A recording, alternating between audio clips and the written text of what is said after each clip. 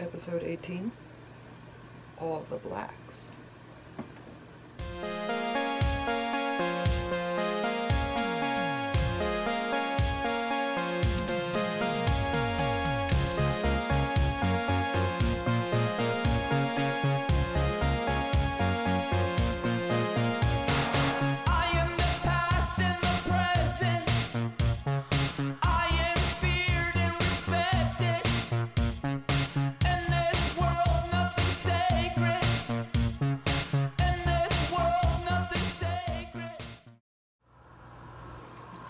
What's up, everybody? Let's do that black episode that I promised. And it's Christmas Eve, and it's Goth Thursday at the same time. So let's definitely get into the color black because it just feels appropriate, right? So there's going to be a lot of editing in this video because I have a lot of information to give you. I did the appropriate research. And I thought we could cover all the blacks that painters use and talk also about undertones. So when you're mixing colors, especially in the, can you see the cats fighting? Especially in the lower chroma end of the spectrum, your umbers and your blacks, and to a certain extent your purples and your blues. Sometimes it's really hard to know what hue you're working with because they're so dark. So what we do to reveal the hue is mix it with white. Now maybe we're not going to end up making that light of a value for the desired pile that we're trying to make to paint with, but we do want to know if we thin it or if we paint over a white ground, if it's going to end up looking blue, green, whatever. So like a lot of times on limited palettes, meaning palettes that have very few pigments out, black serves as the blue. Now in order for that to work, you have to use ivory black. To my knowledge, it's the only truly cool black that we have available to us. First thing I want to say, this is so much information, you guys are so lucky. This book, it's called The Painter's Handbook. It's reversed in the image. You can buy it on Amazon for, I don't know, 12 bucks.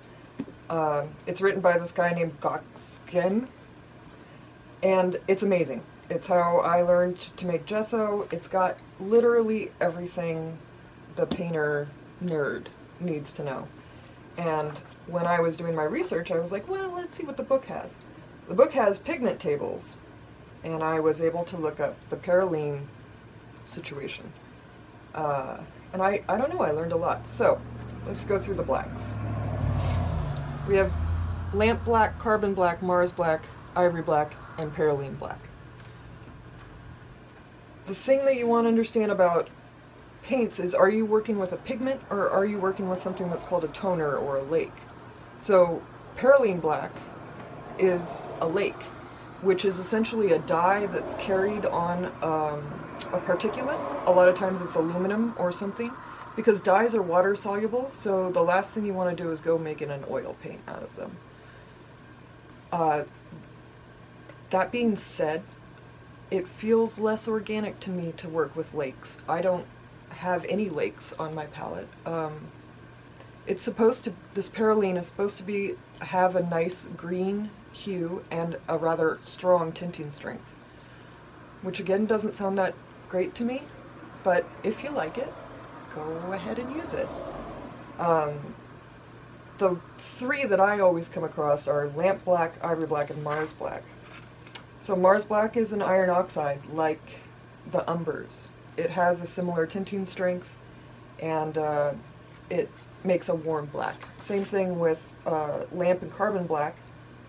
They both tend to warm. And so, you know, that's why we find ivory black on a lot of people's palettes, because it's cool. And you want a nice cool color sometimes. I think my cigarette went out. Yeah. A lot of painters get obsessed about not using black. They think, oh, I'll just make my blacks. Look at the cat. He's just watching. What you doing, brother? Anyway, that's Whistler. Who liked black a lot. So they'll go and use something like Van Dyke Brown. Well, I'm looking at you, Justin. Van Dyke Brown is black. It is bone black, the same as ivory black, just mixed with a little umber. Okay, so by mixing a little umber in, you're taking away its coolness. In fact, as we'll see in my little demonstration I'm going to do for us, it's a very neutral, it doesn't really have temperature. And you're speeding up your drying time by adding an umber, which is nice. Ivory black does dry really, really slow. It also sinks in like crazy. It's because it has a high oil absorption, so it just kind of like makes that matte finish when it's half drying. My painting here is suffering from that terribly, and I even used a lot of a resin-based medium to try to avoid it, and it didn't work. So, oh god, I dropped it on a cat. Sorry, Turner. I'm gonna switch over right here, and we're gonna go through the undertones of the 5 blacks I have in my house. I've got Gamblin's Ivory Black, Michael Harding's Ivory Black, Old Holland's Ivory Black, Gamblin's Asphaltum, which Greg Mortensen swears by, which is just bone black with an umber in it, man. And Van Dyke Brown, which again is bone black and an umber. So we're gonna add white to all these. Oh, and I'm also, as an extra Goth Thursday treat, gonna make a black the way I learned how when I was taught Impressionist painting styles, where we don't have black on the palette.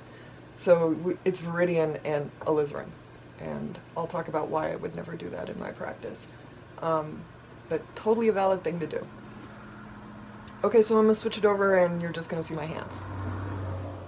Firstly, let me say Santa has been so good to you guys because I got a little extra special studio tip for you right here. I'm laying out all my blacks and I thought you guys would have your minds blown like I did when I first saw somebody do this. You're at the end of your tube. They sell these things called tube ringers that you kind of clamp down and then you screw. I don't like them. Needle nose pliers are your friend. You can crimp the tube so that it all comes up to the end, and then when you're really at the end, you grab the tube and the back and give it a little squeeze. Oh, you can get so much end of your paint out of this. Pro tip. Okay, so I have everything laid out. This is Van Dyke Brown. Let me get my hands in the shot here. Okay, Van Dyke Brown, Asphaltum, Old Holland Ivory Black, Michael Harding Ivory Black, and Gamblin Ivory Black. In the past I've used the Winsor & Newton Ivory Black. It's fine.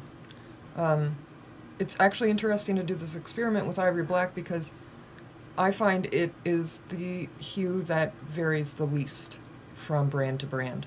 So we're going to find out, because right now, as I'll show you in some pictures, starting with these two and then these 3 together,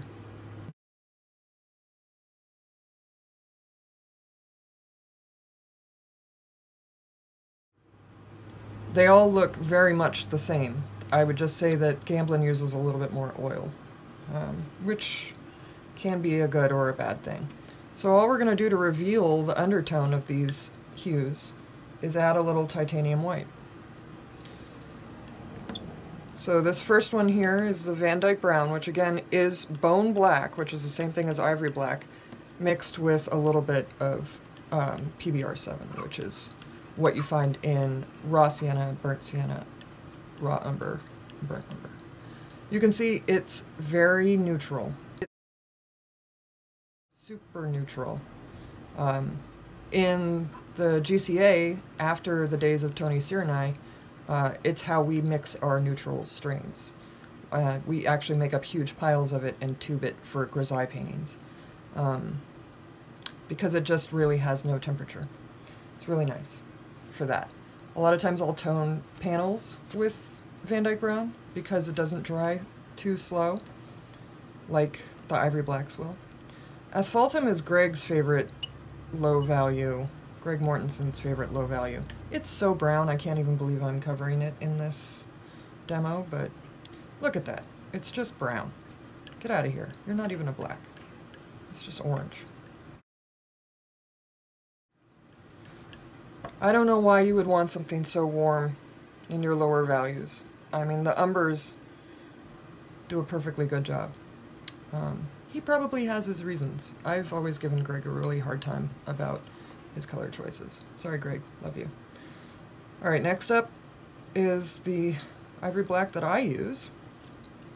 I just use it because Old Holland is my default brand, so if I don't have a preference, I just buy Old Holland because I find that the amount of oil that they use is low, and I like to know that I'm getting the most bang for my buck. I can always add oil if it's not fluid enough, but I don't want them to cheapen me.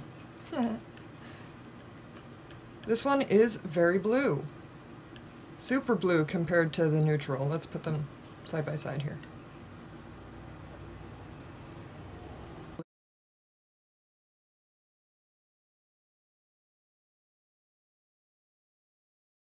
Yep, significantly bluer. Okay, now the real test is going to be in if there's any difference between Michael Harding and Old Holland. Should also be very blue. It seems, trying to make them the same value so that we can judge them appropriately, because titanium white also has a blueness to it, so it'll skew it bluer if I don't make them the same value. Oh my god, I thought it would be more blue, but it's less blue. Just barely. I'm going to take a really good picture, don't worry about how you can't see it.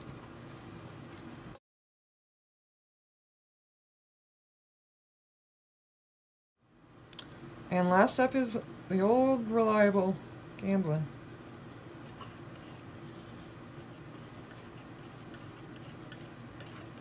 It's looking really similar to the Michael Harding. It does, I can tell just by mixing it that it has more oil in it than the other two. I'm just mixing on a piece of plexiglass because all my palettes currently have paint on them and I didn't want to confuse the camera. Boy, I'm going to take a picture of these three because they're so identical.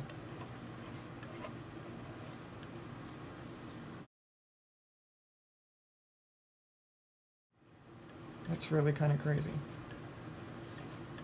When you're mixing, you really want to thoroughly incorporate your piles. Okay, so now here's the real kicker. We're going to make a black. I've got Viridian from Winsor Newton and Old Holland's alizarin Crimson Deep. And from my experience with this, you need way more Viridian than alizarin, because alizarin's tinting strength can be really high, especially the Old Harding's is very tinty. I'm just going to mix until it looks black, and I don't want the purple undertones to confuse me. It's still very purple. The nice thing about working on like white glass palettes or like a white-backed piece of plexiglass like this is if you smear it, you see this kind of halo. That's giving you that undertone without you having to add white to it. I'm actually going to have the pile and add some more Viridian. I'm having the pile because I put too much alizarin to begin with, so the massive tinting strength of it is just not keeping up with the Viridian, so I would have to add twice as much Viridian. I don't want to waste paint. I'm going to waste that, but that's less paint that I'm going to waste than just dumping the rest of my tube of Viridian in here. Okay, we're getting away from the purple a little bit more. It's actually a very goth color. It's like what I would want a lipstick made out of. Okay.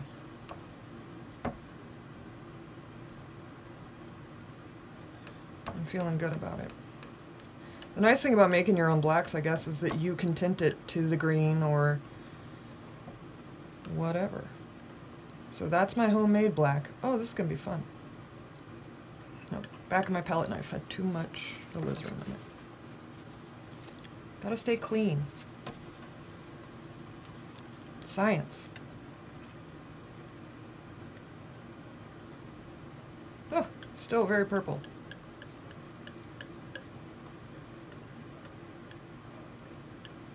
I'm going to bring it down to the same value as the other piles so we can compare it.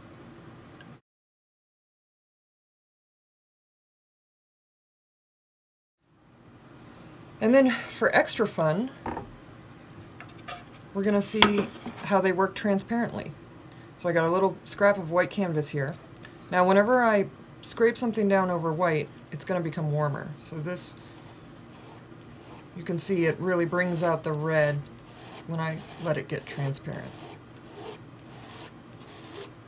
So what I do is I try to keep most of the paint on the end of my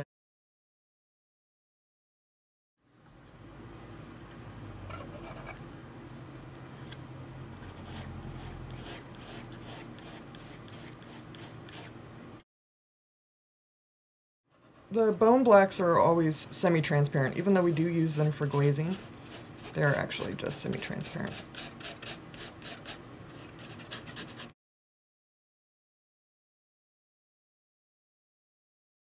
Actually pretty rare to find a fully transparent, like Indian yellow, or actually alizarin and Indian yellow are both tubed as semi-transparent.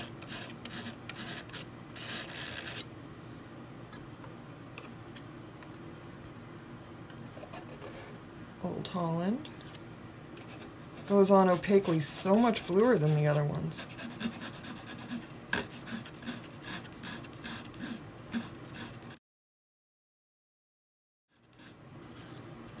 And I have to say, its little transparent section is the bluest of the three. I'm not even going to bother with asphaltum. I don't know why I put that in this demo. This is Van Dyke Brown.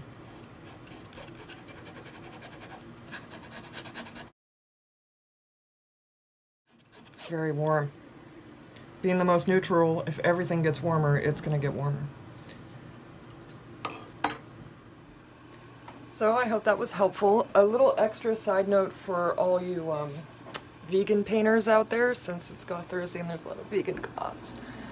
I do want to note that you can't use ivory black or anything in the bone category. It is actually made from animal bones. You could use Mars black, carbon black, and the perylene black. Perylene is organic, it's just a vegetable dye. And the Mars black and carbon black and lamp black. Mars black is an iron oxide, it's just a naturally inorganic mineral. And then the other two are burnt like tar or petroleum. So you're safe there, but no ivory black for you. And also that means no Van Dyke Brown, because Van Dyke Brown is, like I said, bone black and PBr7, an iron oxide. So, sorry about that, but for the rest of us who are okay with using animals, I'm going to stick with ivory black. This experiment only made me more certain of that. I like having a blue. A lot of times when I paint figure, I only paint with ivory black, vermilion, yellow ochre, and white. So it is my blue a lot of times. And, you know, it sinks in, but if you get better with your mediums, which maybe we can talk about in another episode, and which I do cover in my class at the Grand Central Atelier, we can overcome some of the sinking in problems. Like the black on my painting here, it looks pretty rich, and it's a little matte, but a little retouch and it's coming right back, so I don't really have to worry about that. Special recipe for that medium in my class. So, hope you guys enjoyed this extra long, extra special Christmas Eve edition of Goth Thursday Ananda Studio Life. I am not celebrating Christmas this year, so I'll see you tomorrow.